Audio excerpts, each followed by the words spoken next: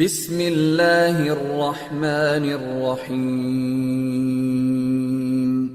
رب زدنی علما۔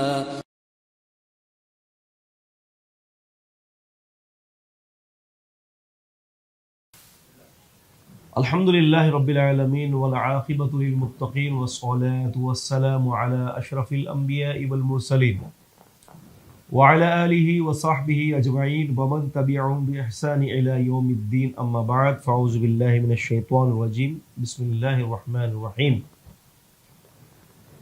فلا وربک لا یؤمنون حتی یحکموک فیما شجر بینہم ثم لا یجدوا فی انفسہم حرجا مما قضیت وَيُسَلِّمُ تَسْلِيمًا۔ رب اشرح لي صدری ويسر لي امری واحلل عقدۃ من لسانی یفقہوا قولی۔ معزز و محترم ناظرین و سامعین اکرام، السلام علیکم ورحمۃ اللہ وبرکاتہ۔ انکار حدیث کی جدید شکلوں کے حوالے سے محمد حسین میمن آپ کے سامنے مخاطب ہے۔ گزشتہ سے جو پیوستہ جو ہماری قسط تھی، اس میں ہم نے آپ کے حوالے سے جو ہے یہ تعارف کروایا تھا کہ وہ 3 شکلیں انکار حدیث کی کون سی ہیں کہ جو موجودہ دور کے اندر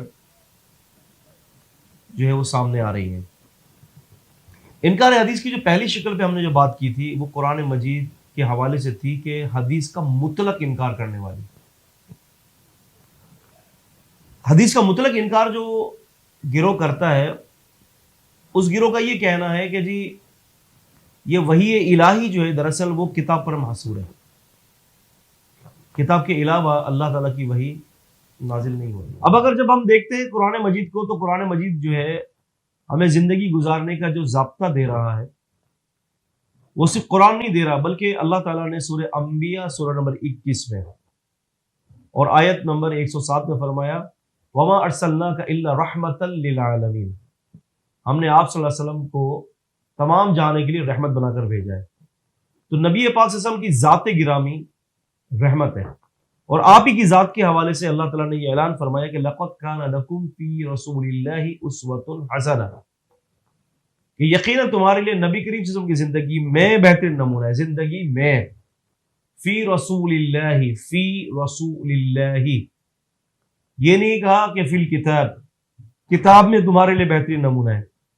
دراصل کتاب تو ایکٹس اور آرڈیننس کو جاری کرتی ہے، احکامات، حدود، لیکن رسول اللہ صلی اللہ علیہ وسلم کی زندگی جو ہے وہ دراصل اس کتاب کا پریکٹیکل ہے۔ آپ اگر پریکٹیکل کو الگ کر دو گے تو پھر آپ قرآن مجید پر عمل کیسے کر سکتے ہیں؟ اگر اللہ تعالیٰ کو صرف یہ کتابی ہدایت کے لیے بھیجنی تھی تو اللہ تعالیٰ کہیں بھی یہ قرآن نازل کر دیتے اور حکم دیتے تھے کہ یہ قرآن لے لو اور بس جیسے چاہے، as you wish and as you like, جیسے آپ کی مرضی، جیسے آپ کی پسند، ایسے آپ اس کے اوپر امپلیمنٹ کریں، بس آپ عند اللہ ماجور ہو جائیں گے، اللہ کے نزدیک اجر والے ہو جائیں گے، عند اللہ ماجور۔ لیکن اللہ تبارک و تعالیٰ کی منشا یہ نہیں تھی۔ اللہ تعالیٰ کی منشا یہ تھی کہ اس قرآن کو نازل کرنے کے بعد ایک ایسے نبی کو مبعوث کیا جائے کہ جو قرآن مجید پر عمل کرے، وہ بھی وحی کے مطابق، اور پھر امت جو ہے اس نبی کی پیروی کرے۔ قرآن مجید نے سورہ نساء سورہ 4 میں یہ بڑا واضح طور پر بیان کر دیا گیا، وَمَا أَرْسَلْنَا مِن رَسُولٍ إِلَّا لِيُطَاعَ بِإِذْنِ اللَّهِ، ہم نے کوئی رسول نہیں بھیجا مگر اس لیے بھیجا ہے کہ اس کی اللہ کے حکم سے اطاعت کی جائے۔ تو پہلا وہ گروہ جو انکار کرتا ہے، کہتا ہے کہ حدیث کچھ بھی نہیں ہے، تو وہ گروہ دراصل بہت گمراہ ہے۔ مجھے یاد آ رہا ہے اس موقع پر علامہ جلال الدین سیوطی رحمۃ اللہ علیہ کا قول جو آپ نے مفتاح الجنہ صفحہ نمبر 5 پہ ذکر کیا ہے کہ جو شخص جو ہے حدیث کی صحت کے ہونے کے بعد حدیث کا انکار کر دے تو وہ شخص اسلام کے دائرے سے باہر ہے، فقط خرج عن دائرۃ الاسلام، اسلام کے دائرے سے باہر ہے۔ قرآن مجید کے اندر متعدد آیات موجود ہیں اس مسئلے کے اوپر کہ آپ قرآن مجید کو بغیر حدیث کے نہیں سمجھ سکتے۔ قرآن مجید خود یہ کہہ رہا ہے کہ آپ حدیث کے بغیر قرآن سمجھ ہی نہیں سکتے، بلکہ چلے یہ تو بات ایک بہت دور کی بات ہے۔ میں ایک سوال کرتا ہوں کہ آپ کو کس نے کہا کہ یہ قرآن مجید اللہ کا کلام ہے؟ قرآن مجید نے جہاں بھی رسول اللہ صلی اللہ علیہ وسلم کا نام لیا ہے، وما محمد الا رسول، محمد رسول اللہ والذین معہ، یہ سب ایسا لگتا ہے کہ سیکنڈ یا تھرڈ کسی پرسن سے بات ہو رہی ہے. آپ دیکھ لیں قرآن مجید میں 4 جگہوں پر رسول اللہ صلی اللہ علیہ وسلم کا نام مبارک لیا گیا ہے، لیکن ایسا لگ رہا ہے کہ کسی تھرڈ پرسن سے یہ بات ہو رہی ہے. یہ مخاطب قرآن مجید اس محمد صلی اللہ علیہ وسلم پر نہیں ہے کہ جس کے بارے میں قرآن ذکر کر رہا ہے، جس کا نام قرآن مجید لے رہا ہے. آپ اندازہ کیجئے، اس بات پر غور کیجئے گا. آپ رات کو سونے سے پہلے بستر پر آپ میری اس بات پر غور کیجئے گا، اور پھر دیکھیں نا کہ آپ کو اور مجھے کسی نے کہا کہ یہ قرآن مجید اللہ کا کلام ہے. ہمارے پاس اس کی کیا دلیل ہے؟ ہم تو رسولوں کے دور میں نہیں تھے. میں آپ سے کوئی علمی بحث نہیں کر رہا، اور نہ ہی میں آپ کا جو ہے وہ وقت ضائع کرنا چاہتا ہوں، نہ ہی میں آپ کو کسی علمی مباحثات کے اندر الجھانا چاہتا ہوں. بالکل سادی سی بات ہے میری عزیزان گرامی. مجھے یہ بتائیے اس قرآن مجید کے حوالے سے آپ کو کس نے کہا کہ یہ اللہ کے رسول پر نازل ہوا؟ ہو از محمد صلی اللہ علیہ وسلم؟ بتائیے قرآن یہ نبی رسول کون تھے؟ آپ کو کیسے پتہ چلا؟ یہ کتاب اللہ کا کلام ہے، last and final revelation from mighty Allah عز و جل و علا. کون بتائے گا آپ کو کہ یہ اللہ تعالیٰ کی آخری وحی ہے؟ قرآن مجید نے بڑے عمدہ طریقے سے ان مسائل کو حل کیا ہے.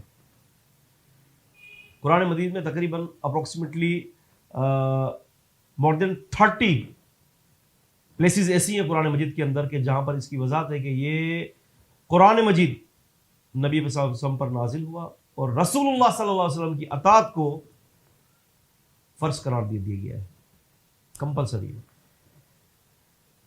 تو جو گروہ یہ کہتا ہے کہ جناب علی قرآن مجید جو ہے ہمارے لیے حجت ہے، تو پہلا میرا کوشچن ان لوگ حضرات سے یہ ہے کہ آپ کو کیسے پتہ چلا کہ یہ قرآن اللہ کا کلام ہے؟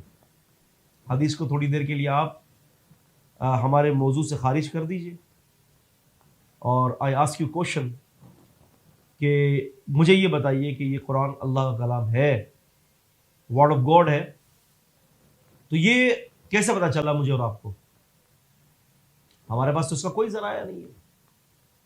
ہم نے تو بس یہ ہے کہ اپنے باپ دادوں سے سنا ہے کہ جی اللہ کا کلام ہے، اللہ کا کلام ہے. بالکل ایسے ہی جیسے ہندو سنتا ہے کہ جناب علی یہ ویدیں جو ہیں وہ الہامی ویدیں، یا مختلف قسم کی جو ہندو سنتا ہے، یا عیسائیت کے ہاں جو عیسائی بچہ پیدا ہونے والا ہے وہ یہ سنتا ہے کہ جناب علی بائبل جو ہے یہ یسوع مسیح کی طرف سے نازل ہوا ہے، یسوع مسیح کا کلام ہے، جو کچھ بھی ہے ببلیکل پوائنٹ آف ویو ہم دیکھ لیں. مگر یہ مختلف قسم کی بات ہے جو مختلف مذاہب کے پیروکار جو ہے، اس کے جو فالوورز جو ہیں وہ باتیں کرتے ہیں کہ مسلمان بھی یہ بات، ہم بھی یہی بات کر رہے ہیں. بٹ ہمارے پاس اس کی کیا دلیل ہے کہ یہ اللہ تعالیٰ کی طرف سے نازل ہے؟ یہ تو بات 100% ثابت ہے کہ بائبل، موجودہ جو بائبل ہے، اگر ہم ببلیکل پوائنٹ آف ویو سے بات کرتے ہیں، اور اگر موجودہ دور کی جتنی یہ ویداز ہیں، موجودہ دور کی جو ہندو دھرموں کی جو کتابیں ہیں، سکھوں کی کتابیں ہیں، بدھ مت کی کتابیں، وہ کوئی کتاب بھی جو ہے وہ پایہ ثبوت تک نہیں پہنچتی. اس کے اندر ایک گڑبڑی مچی ہوئی ہے، کانٹرڈکشن کا ایک ڈھیر ہے، ایک سمندر ہے. لیکن یہ قرآن تو اللہ کا کلام ہے نا، لیکن ہمارے پاس اس کی کیا دلیل؟ تو جو حضرات یہ تکلف کرتے ہیں حدیث کو چھوڑنے کی، تو میرا ان حضرات سے یہ گزارش ہے کہ مجھے بتائیں کہ اس قرآن کو آپ نے کیسے پہچانا کہ یہ قرآن اللہ کا کلام ہے؟ آپ نے نبی کریم سے ان کو نہیں دیکھا. آپ اپنے باپ داداؤں کی بات پر اعتماد کرتے ہیں، تو آپ کے باپ داداؤں کے اعتماد سے زیادہ تو ہے اس بات کے مستحق کہ نبی پاک کی صلی اللہ علیہ وسلم کی بات پر اعتماد کیا جائے، ہے نا؟ آپ ذرا اپنے من سے پوچھئے. باتیں میرے پاس بہت زیادہ ہیں کرنے کے لیے، دلائل کے ڈھیر ہیں، لیکن میں چاہتا ہوں کہ کچھ ایسی باتیں ہو جائیں کہ جو ناظرین اور میرے درمیان، یعنی یوں سمجھ لیں کہ دل کی بات ہے نا، کچھ اندر کی باتیں ڈسکس ہو جائیں.